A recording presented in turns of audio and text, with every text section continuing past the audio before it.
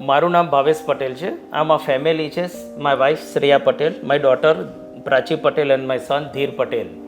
મારો ફેમિલી વ્યવસાય છે હોસ્પિટાલિટી અને રિયલ એસ્ટેટમાં અમે ડીલ કરીએ છીએ. અમે લક્ઝરિયમ બેલે વ્યૂ જે રામેશ્વરની સ્કીમ છે તેમાં અમે સેમ્પલ હાઉસ જોયું અને તે જોઈને એક જ વખતમાં લાગ્યું કે આ એક ડ્રીમ હોમ છે, જે વિશે મારી ડોટર ડિટેલમાં કહેશે.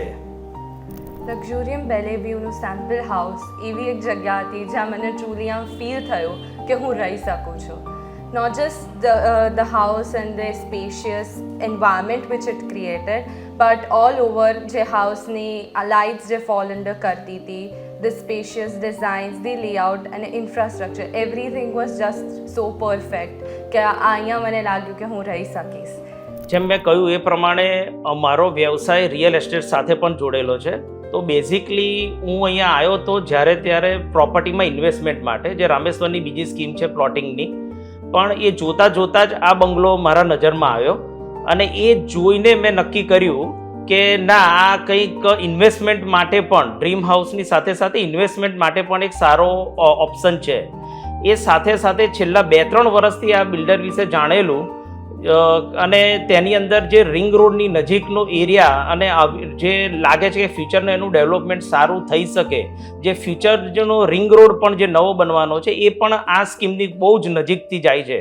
તો આવા બધા ઓપોર્ચ્યુનિટીને ગેઇન કરવા માટે ફ્યુચરમાં મેં આ પ્રોજેક્ટ સિલેક્ટ કર્યો છે.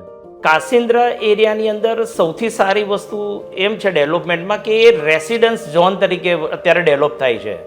કારણ કે અમુક જગ્યાએ એવું હોય છે કે રેસિડન્ટની સાથે ઇન્ડસ્ટ્રીયલ પણ હોય છે, જે અહીંયા એ વસ્તુ નથી. અને રિંગ રોડની નજીક હોવાને કારણે ટીપી સ્કીમ પણ ઘણી આની નજીક અત્યારે આવી ગઈ છે અને ફ્યુચરમાં આ ટીપીની અંદર આવી જાય તે પણ પોસિબિલિટી વધારે છે.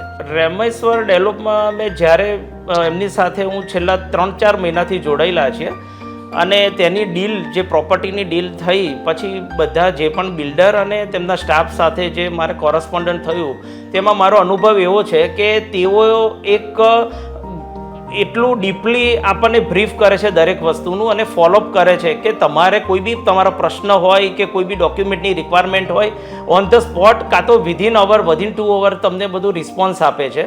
એ બહુ મને વધારે ટચ ટુ હાર્ટ લાગ્યું કે જેને લીધે એક એક્સપિરિયન્સ જે છે, જે આમ એવું નથી કે બિલ્ડર અને કસ્ટમરનો રિલેશન છે, એમ લાગે જસ્ટ લાઈક ફેમિલી છે. મારું માનવું છે કે ઇન્વેસ્ટમેન્ટ માટે આ બહુ સારા ઓપોર્ચ્યુનિટી છે. જો કોઈ માણસ અહીંયા ઇન્વેસ્ટ માટે વિચારતો હોય તો એણે તો ઇન્વેસ્ટ કરવું જ જોઈએ, પણ એ સિવાય અમદાવાદના વેસ્ટ સાઈડથી લઈને, દાખલા તરીકે ઓગણેશ સર્કલ, લપકામણ, બોપોલ, સેલા, એ બાજુ જો કોઈ વિચારતું હોય કે તેને બંગલો જોઈએ છે, તો એનાથી ફ્લેટના ભાવમાં તમને જો બંગલો જોઈતો હોય અને સારા એન્વાયરમેન્ટમાં, તો મારું સજેશન એવું છે કે અહીંયા તમે ઇન્વેસ્ટ કરો. 5 વર્ષની અંદર તમારા રૂપિયા પણ ડબલ થશે અને પ્લસ તમને એક સારું, જો રહેવું હશે તો બી એક સારો ઓપ્શન છે.